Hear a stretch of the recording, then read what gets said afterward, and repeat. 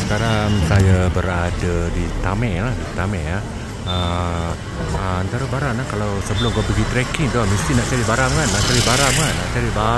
barang-barang trekking ke apa ke kan. Kepada yang join grup saya ni, grup pendaki solo ni, ataupun package pendaki solo kan, saya akan bawa korang ke sini tau.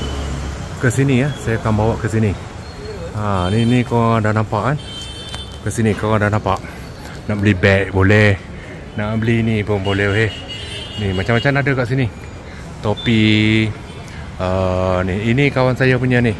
Nak beli dapur beg pun boleh, nak beli kasut pun boleh. Dapat murah-murah lah harga, mesti dapat diskaun kan. Dengan saya ni mesti dapat diskaun. Yang penting diskaun tu kan.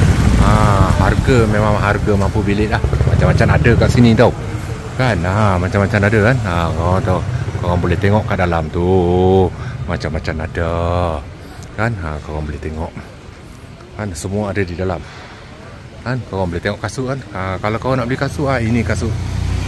Untuk trekking di Himalaya. Kan, di Himalaya. Kau untuk musim salji ni ada. Ni untuk tapak pada kasut, crampon. Ini crampon ni untuk masa salji lah. Kan, ini kalau korang nak ni beg dah, macam-macam beg ada tau. Macam-macam beg ada, down jacket ada, jacket sebarang jacket semua ada. Kan, semua ada sini. Apa yang korang nak semua ada kan.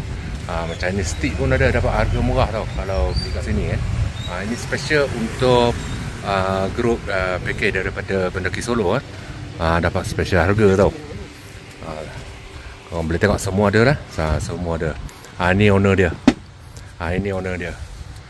Ni. Hello, namaste. Semua ada ni. Boleh tengok. Daun jaket ada. Kopiah tak ada lah. Topi-topi ada. Ni semua ada.